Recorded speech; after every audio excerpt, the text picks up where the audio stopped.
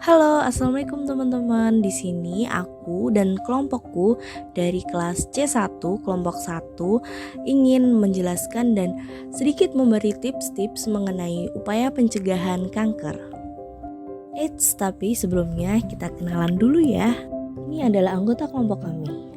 Ada Yulia, Nadifa, saya sendiri, Naila, ada Siti Khadijah, dan juga Asrofatul Aziza. Oke, yang pastinya pertama kita ngomong dulu mengenai pengertian kanker. Buat kalian yang belum tahu apa sih kanker itu? Nah, kanker itu adalah penyakit yang disebabkan oleh pertumbuhan sel abnormal yang tidak terkendali di dalam tubuh. Pertumbuhan sel abnormal ini dapat merusak sel normal di sekitarnya dan di bagian tubuh yang lain.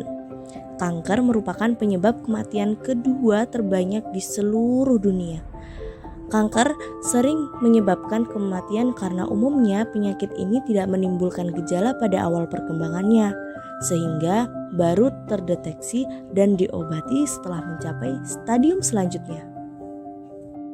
Nah, apa sih faktor yang dapat memicu pertumbuhan sel kanker? Nah, faktor yang dapat memicu pertumbuhan sel kanker ini berbeda-beda, tergantung pada jenis kankernya. Meskipun demikian, tidak ada jenis kanker yang spesifik hanya dipicu oleh satu faktor. Nah, faktor yang diduga beresiko menyebabkan mutasi gen pada sel normal dan kegagalan tubuh untuk memperbaikinya antara lain: nomor 1, memiliki riwayat penyakit kanker dalam berusia di atas 65 tahun. Yang kedua, terpapar radiasi zat kimia misalnya asbes atau benzen atau sinar matahari. Yang ketiga, terinfeksi virus seperti hepatitis B, hepatitis C, dan HIV. Yang keempat, mengalami obesitas.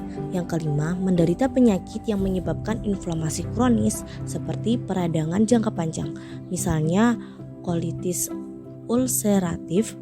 Yang keenam, menurunnya sistem kekebalan tubuh, misalnya akibat menderita HIV atau AIDS.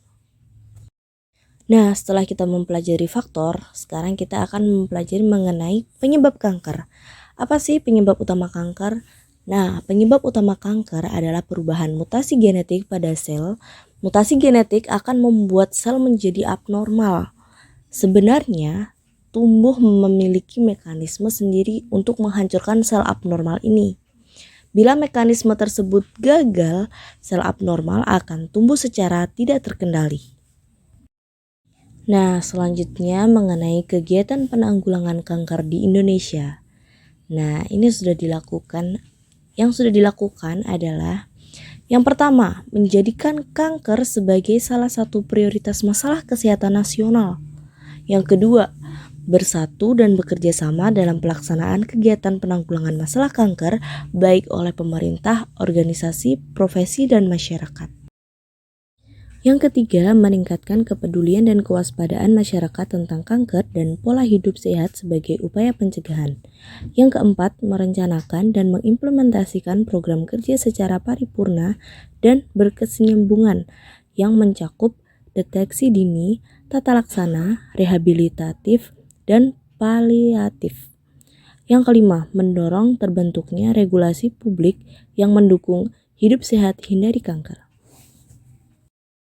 Nah, yang terakhir nih guys, ada langkah-langkah pencegahan kanker. Yang pertama, itu selalu mengkonsumsi makanan sehat agar terhindar dari kanker. Yang kedua, selalu rutin berolahraga. Yang ketiga, menghindari asap rokok dan minuman beralkohol karena rokok merupakan salah satu faktor resiko terbesar terjadinya kanker.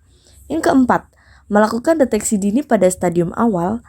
Kanker seringkali tidak menimbulkan gejala guys. Yang kelima, melindungi diri dengan asuransi kesehatan merupakan bentuk perlindungan diri yang penting dimiliki oleh setiap orang. Mungkin itu saja yang dapat kami sampaikan. Kurang dan lebihnya kami mohon maaf. Wabillahi taufiq walhidayah. Wassalamualaikum warahmatullahi wabarakatuh.